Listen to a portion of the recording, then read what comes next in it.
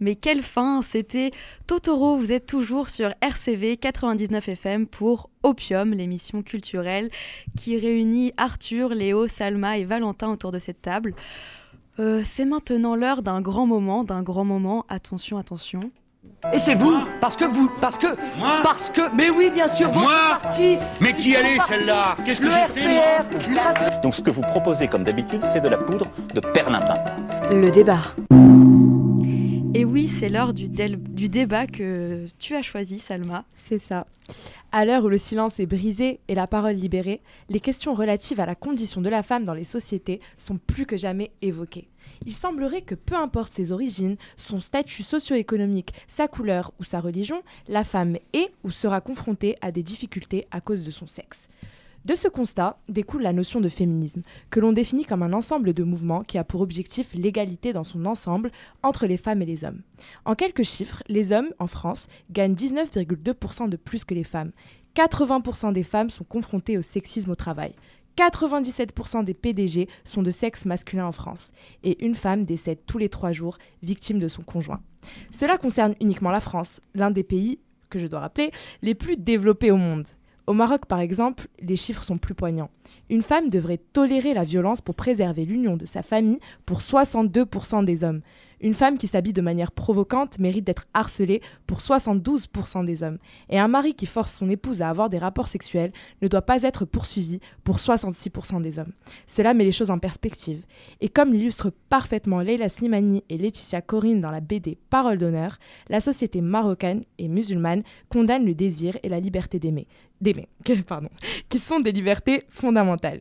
Dans cette BD bouleversante, Leila Slimani laisse la parole aux femmes et lève le voile sur le drame de la condition féminine au Maroc. Cela soulève de nombreuses questions, mais il y a toujours très peu de progression. L'IVG est interdite au Maroc, il y a le lynchage et l'humiliation constante des femmes, et le code pénal qui punit le sexe hors mariage ou encore l'avortement. Tout cela indique un véritable mal de société et le constat universel que les femmes sont désavantagées par rapport aux hommes sur pratiquement tous les plans socio-économiques. D'où l'émergence de mouvements féministes. On notera Ni pute ni soumise en France, ou encore Femen en Ukraine, ou UK Feminista au Royaume-Uni.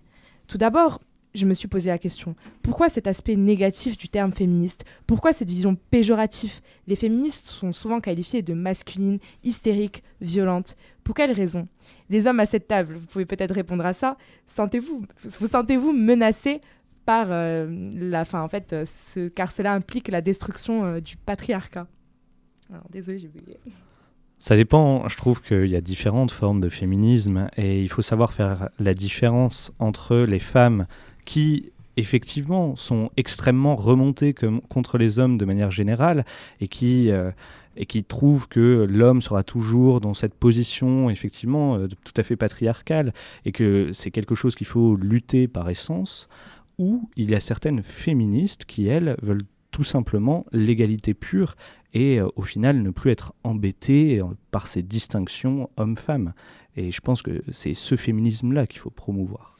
Oui, alors on l'appelle féminisme, mais on pourrait l'appeler égalitarisme, c'est-à-dire qu'en fait il faudrait l'égalité en droit des hommes et des femmes. Et puis le problème avec le féminisme, c'est que stricto sensu, ça exclut les hommes. Et du coup, non. Si, quand même. Non. Dans sa définition, ça vise l'égalité entre les femmes et les hommes. Ça dépend des définitions, justement. Alors, donc, moi, l'égalitarisme. Voilà, c'est pour ça que l'égalitarisme, c'est plus... Faisons un tour de table pour savoir quelle est votre définition du féminisme, selon vous. Pour voir un peu... quelle est la tienne, Salma, déjà? C'est, comme je l'ai dit dans mon introduction, c'est... Et du coup, tu l'as pompée, c'est pas la tienne? Non, du tout. J'ai pris différentes idées qui étaient dans ma tête pour arriver à la conclusion que c'est bien un mouvement pour prôner l'égalité totale entre les femmes et les hommes. Pas de supériorité. Je pense que personne ici sera contre l'égalité de droit entre les femmes et les hommes. Là, on va se chipoter sur en fait une terminologie. Donc, c'est pas forcément très intéressant. Après, il faut se poser la question, est-ce que les féministes ont raison de faire des actions parfois extraordinaires, très démonstratives, comme par exemple, je sais pas, les actions des Femen. Est-ce que c'est intéressant de voir des femmes seins nus, à part pour les pervers que je vois à la table? Est-ce que c'est intéressant de voir des femmes seins nus gueuler des slogans pour l'égalité? Moi, je pense que oui, c'est pas mal. Ça permet de sensibiliser les gens. Mais après, parfois, ça va trop loin. D'accord. Et il faut savoir aussi, je pense, tempérer. Cela m'amène à la question, les hommes ont-ils le droit aujourd'hui d'avoir une opinion sur le féminisme, autre que l'approbation totale de celui-ci? Et sont-ils légitimes à justement donner leur opinion comme Léo vient de le faire? Je pense qu'on peut avoir une opinion dessus. Après, en tant qu'homme, on ne sait pas ce que vivent les femmes dans la société de nos jours. On ne peut qu'en être témoin de façon plus ou moins lointaine. Cependant, on peut être acteur, on peut se comporter de façon correcte, essayer d'agir de façon plus appropriée et de rétablir une certaine égalité entre les femmes et les hommes. Après, pour ce qui est de savoir si les actions des féministes sont parfois trop extrêmes, les gamins des cités, ils n'auraient pas pu s'exprimer avec du jazz, ils ont dû utiliser le rap. C'est pareil, on utilise les moyens qu'on a à notre disposition et en fonction des difficultés auxquelles on fait face, on les adapte. Donc forcément, il y a de la violence parce qu'elles sont elles-mêmes victimes d'une grande violence. Après, je pense que, personnellement, pour répondre à la question que tu as posée tout à l'heure, je me sens pas particulièrement en danger puisque je pense que la majorité des féministes sont très intelligentes et savent faire la différence. Tout comme la plupart des mecs, après s'être fait briser le cœur, ne vont pas dire toutes les filles c'est des salopes. D'accord. Ouais, après, moi je trouve qu'il y a un excellent documentaire qui est passé sur France 2, dans l'émission Infrarouge, qui parle du harcèlement sexuel au travail. Et je pense qu'on se rend compte de pas mal de choses dans ce documentaire. Et ouais, moi je crois qu'en réalité, quand on est un homme, ça va paraître con ce que je vais dire évidemment, mais on se rend pas compte de ce que vivent les femmes au quotidien. Bien sûr. Une fois qu'on s'en rend compte, on change notre regard, je pense, parce que c'est facile au final d'être un homme dans cette société patriarcale, n'est-ce pas? C'est parce qu'on est toujours plus ou moins avantagé, alors qu'une femme sera possiblement soumise à commentaires, ou en tout cas sera plutôt considérée parfois comme un objet. Et ça, c'est pas acceptable. Et ça, je pense qu'en tant qu'homme, on peut s'engager et dire ce n'est pas acceptable, et essayer à notre niveau de faire changer les choses. Par exemple, si un gros connard dit à une jeune femme, lui fait des remarques, on peut dire gros, qu'est-ce que tu racontes? Et ça, je pense que c'est un bel acte. D'accord. Mais c'est le souci, justement. Je pense que les hommes ne pourront, ou alors très difficilement, jamais se sentir aussi concernés que les femmes, parce qu'on ne le vit pas et on ne le voit pas de nos propres yeux, ou alors très rarement. Moi, j'ai beaucoup d'amis qui me racontent beaucoup d'histoires, et je me rends bien compte que le harcèlement, ne serait-ce que le harcèlement de rue, est un phénomène massif. Mais tant que je ne le vois pas moi-même, tant que je ne le vis pas, tant que je n'ai pas peur, parce que c'est aussi la peur que doivent supporter toutes les femmes, qui est terrible, mais tant qu'on n'est pas confronté à ça viscéralement, forcément, on n'a pas spécialement envie de changer, on ne se rend pas forcément compte. Et c'est ça qu'il faut vraiment montrer. Eh bien, justement, le harcèlement sexuel a été exposé ces derniers jours suite aux révélations accusant le réalisateur américain Harvey Weinstein. À la manière d'un effet domino, les femmes refusent de se taire et exposent leur agresseur, notamment sur Twitter où la sphère féministe est très développée. Et c'est de là, notamment de la sphère féministe, qu'a émergé entre autres l'idée du manspreading. Et aujourd'hui, c'est sous le hashtag Balance ton porc que les femmes dénoncent les actes odieux qu'elles subissent au travail. Donc l'harcèlement sexuel est aujourd'hui plus que jamais sous les feux des projecteurs, et on peut vraiment parler d'un tournant social. Et justement, quelle est la limite en fait entre le décent et le harcèlement, et comment instaurer dans la conscience collective une limite définie? Est-ce qu'il faut se référer à un consentement explicite, ou comment savoir justement, comment reconnaître un harcèlement, comme tu le dis? C'est marrant ça, je pense qu'Arthur, toi tu peux parler peut-être des États-Unis où effectivement... Oui, on peut en parler. Après, la limite entre harcèlement et décent, ça fait des siècles, si ce n'est des millénaires, que les hommes ont pris pour habitude de décider à la place des femmes. Ça se voit aux États-Unis, alors avec Weinstein, mais aussi avec des lois qui sont passées contre le droit à l'avortement ou le planning familial. Enfin, c'est des choses, au bout d'un moment, ça concerne les femmes, laissez-les décider, un point c'est tout. Et la différence entre harcèlement et décent, c'est simple.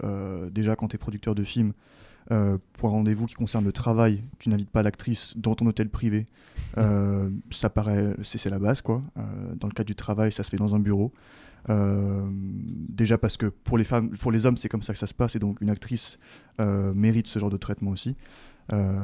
Et puis parce que c'est pas correct tout simplement. Et puis, entre décent et harcèlement, si tu t'approches de la fille et puis que déjà tu te comportes comme un goujat et qu'elle te repousse, bah écoute, tu rentres ton paquet dans ton froc et puis tu t'arrêtes. Enfin, vraiment, c'est une question de bon sens et tout. C'est même pas une question d'éducation, je pense, puisque la plupart de ces hommes, je pense, n'ont pas été éduqués pour devenir des porcs. Mais Sauf les porcs. dans le cas de Weinstein, je sais pas, puisqu'apparemment son frère aussi est impliqué. Donc apparemment, c'est un truc de famille. C'est triste, mais Congénital. Ouais, ça, peut-être c'est congénital. Non, un en problème. fait, ce qui est étonnant, c'est que c'est vraiment pas le seul en fait. C'est Ah ce non, qui est en non. train de se passer, c'est qu'il y a un effet boule de neige et tous les noms ressortent.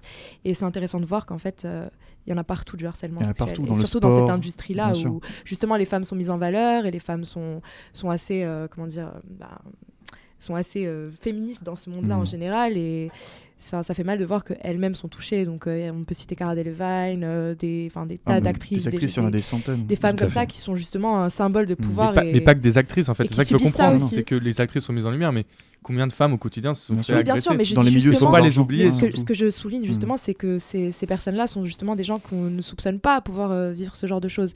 Puisqu'on se dit qu'elles sont genre indépendantes, elles sont fortes, mais en fait ça touche tout le monde encore une Alors, fois. après, Weinstein, son surnom au Festival de Cannes, c'était le porc. Ah ouais. Faut le savoir. Ouais, C'était connu de tout le monde. Premier Et ça indicateur. m'a brisé le cœur de savoir que Tarantino était conscient de ça Ouais, depuis le et début, comment et que c'était un Ouais, grand quel ami de enfoiré. Weinstein, parce que du coup, ça remet en question pas mal de choses. Un réalisateur comme Tarantino, qui passe souvent sous le feu des critiques pour les propos dans ses films, quand il les justifie en disant que c'est juste pour un film, bah, quand on voit qu'il a été ami avec un violeur, et qu'il le savait, ça remet en question.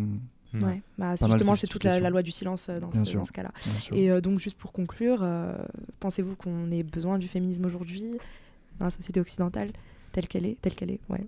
Je pense un minimum, parce que les inégalités sont toujours présentes. Donc il y a un moment, il faut continuer. Mais il s'agit de trouver la limite. Il faut qu'il y ait un éveil des consciences. Et selon moi, ça passe surtout par l'éducation. Il faut éduquer dès le plus jeune âge pour que les hommes se rendent compte qu'ils ne sont pas supérieurs. D'accord. Entièrement Eh d'accord. bien, Et puis après, je vais juste ajouter un dernier truc. Je pense que parler de féminisme en Occident, c'est peut-être un peu limite, un peu facile, même s'il y a besoin d'une sorte d'égalitarisme, que les femmes aient plus de droits, notamment salariales, et aussi qu'elles ne se fassent pas agresser. Je pense que parler de féminisme, par exemple dans les pays du Maghreb, d'où tu viens, Salma, je pense que c'est encore plus pertinent parce qu'il y a énormément de choses mais à non, faire. justement, je pense que c'est pertinent. Dans toutes les sociétés, c'est relatif. Et c'est incroyable de voir que toutes les sociétés sont touchées. Bien sûr, mais je crois qu'il y a des pays où il y a plus de choses à faire que d'autres. En France, Non, quand même, mais on peut avouer oui, que... c'est une façon de voir les choses. Pour moi, les féminismes se valent. Et tous les combats se valent. Bien sûr. Enfin, Mais je pense qu'il y a plus de choses à faire dans certains pays. Voilà. D'accord. En conclusion, pour citer Alexandre Dumas fils, les féministes, passez-moi ce néologisme, disent « Tout le mal vient de ce qu'on ne veut pas reconnaître que la femme est l'égale de l'homme, qu'il faut lui donner la même éducation et les mêmes droits qu'à l'homme. » Voilà. Eh bien, merci Salma d'avoir animé ce débat qui malheureusement me paraît sans fin. Mais on va passer à un petit morceau de musique et tout de suite parler série avec toi-même, Léo. Yes. Donc on écoute maintenant Beach Fossils Down the Line, excusez mon accent, Excellent accent. désolé, choisi par la rédaction d'Efflorescence Thank you. culturelle.